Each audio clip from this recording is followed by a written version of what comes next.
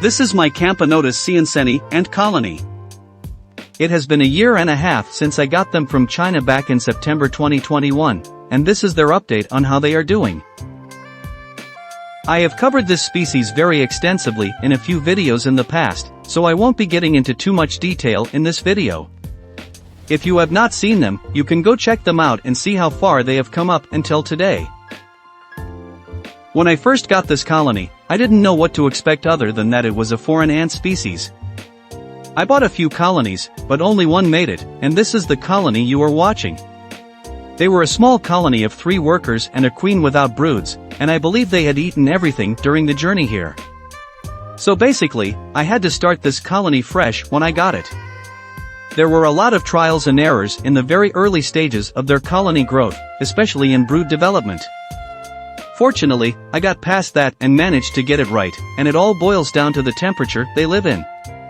All I can say is that this species doesn't do very well in a hot room. Too much heat can also cause the colony to kill their brood. I've seen the queen eat all of the eggs during a heat wave during the early stages of her founding. It was hard, but I do not give up that easily. They are a very fun species to keep because of their unpredictable behavior and often comical actions. I also enjoy the challenge of keeping this species of Camponotus, which I would consider out of the norm. Camponotus Siemsseni are some of the largest ants in the world. The queens of these ants are just incredibly huge, with a big domed back and a plump gaster. The workers have both minor and major casts and impressively huge supermajors that can sometimes be confused with the queen itself. That's right, supermajor workers are the size of the queen, and they love their sugar. These ants are quite curious. They always investigate a sound or smell. They often only send out the supermajors to investigate. Unlike other Camponotus species I am keeping, most of the time the major workers will just hang out in the nest. Not Camponotus Siemsseni, these majors will jump at disturbance and like to roam around in the outworld. They are not shy ants, and if their nest is threatened, they can get into berserker mode. The larger the colony, the more aggressive the workers become. I find this species very enjoyable to keep and watch because of their huge size and their very majestic major workers. They are much larger than some of the other species of Camponotus queen I have. Having supermajors this size doesn't come easily, they need a huge portion of protein in order for them to appear. It takes up to 2 months for a supermajor to be enclosed from their pupae, and they can live a very long life. These supermajor pupae are much larger and can be easily spotted within the nest brood pile. If you have a chance of keeping this species, I do recommend a nest that is easy to observe, which I think is best kept in an acrylic nest.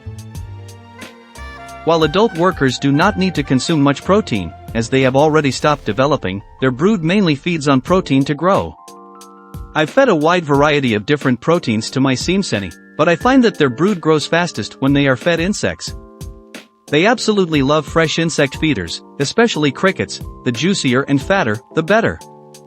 Female crickets are a bonus protein source for them as they have egg sacs, which they love to consume. Other than that, they will eat nearly anything you give them. This species absolutely loves sugar, so it is essential to have a sugar source available at all times, for example, a sugar water test tube. I would recommend not keeping the sugar test tube for more than 5 days, as I realize they do not touch it after a certain period. Perhaps the taste has changed past expiration. Camponotus Siemsseni produces majors at a very early stage if fed well. My colony had their first supermajor, and they only had 30 or so workers at that time. Most of you will recall that I named my first supermajor Dumbo in that video, which garnered over 4,000 views. Well, there are a lot more Dumbos now, and in one video, I even took them out to spar against the Messer Barbarous majors, and they are no match for these Camponotus giants. Do check the videos out if you haven't already watched them. Last but not least, I would recommend this species for ant keepers already experienced with the patience of waiting for ants to finish their founding stage. Camponotus Siemsseni takes a little longer than other Camponotus species to settle. They usually take up to a week before they become accustomed to their new habitats and begin to lay eggs. They are especially sensitive to light in the beginning. The queen will panic and run helter-skelter, and I would caution against checking on them too much. Camponotus Siemsseni are most commonly misidentified as Camponotus fridae, and this is important because, unfortunately for me, I got Camponotus fridae passed as Camponotus Siemsseni when I was trying to get an extra colony. Camponotus fridae does not produce giant supermajors. That's it for this one, and thank you so much for watching my ant colony update video. I hope you find the content of this video amusing. Please give it a thumbs up if you enjoyed it. I would love to hear from you in the comments below.